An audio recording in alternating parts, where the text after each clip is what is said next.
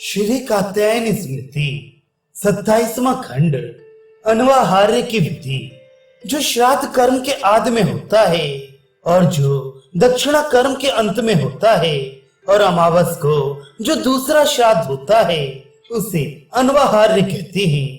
एक दिन के हवन में बहिर और भिन्न भिन्न कुशाओं में परिसमूहन और उत्तर उत्तर पात्रों का रखना नहीं होता, कारण कि इसको छिप होम कहते हैं।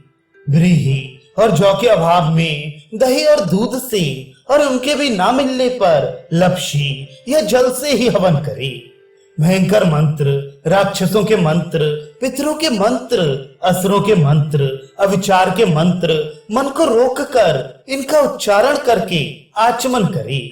चंद्रमा या अमृतवल्ली यदि यज्ञ के दिन वरुण दिशा में दिख जाए तो वहां विहायतियों से हवन करके द्विजातियों को दंड दे, अर्थात प्रायश्चित कराए।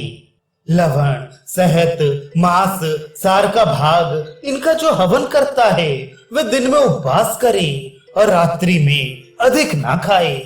यदि होता और हव्य सायकाल को समय पर ना मिले तो प्रातः काल ही प्रायश्चित की आहुति के पीछे आहुति दे और सायकाल की आहुति से पहले भी प्रायश्चित की आहुति दे। इस भांति करने से हवन का समय उल्लंघन नहीं होता।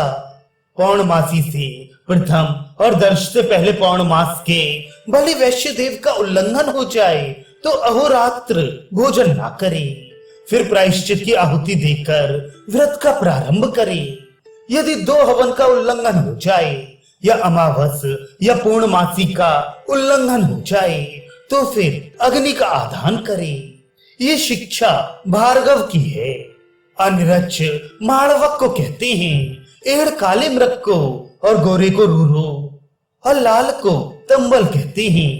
ब्राह्मण के केशों तक, क्षत्रिय का मस्तक तक, वैश्य का नासिका तक दंड प्रमाण से होता है और वे दंड ऐसे हों कि सीधे, देखने में अच्छे, बखले सहित तथा अग्नि से दूषित और घुने ना हो और मनुष्यों को डराने वाले ना हो।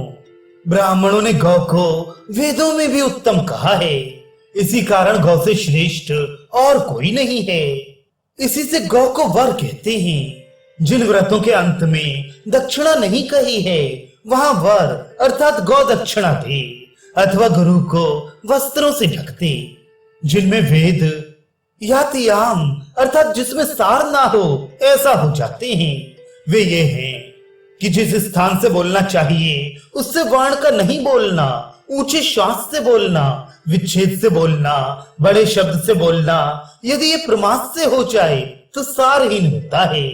प्रतिवर्ष में जो उपाकर्म या उत्सर्ग जो श्रावणी में होता है इनको ब्राह्मण करते हैं, उससे फिर वेदों की सारता होती है। ब्राह्मण जो कर्म क्रीड़ा सहित अयात्याम वेदों से करते हैं वे कर्म उनकी सिद्धि करने वाले होते हैं।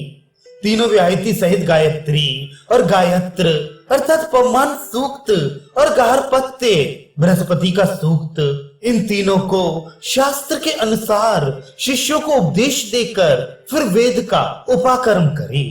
संहिता के क्रम से 21 प्रकार के छंद हैं। उन्हीं छंदों की ऋचाओं के मंत्रों से होम करने की विधि है। सामवेद, ब्राह्मण भाग, अंग और चर्चा मंत्रों के उत्तरार्धी पदों से हवन करे। उपाकर्म से ये 6 हवन किए जाते हैं।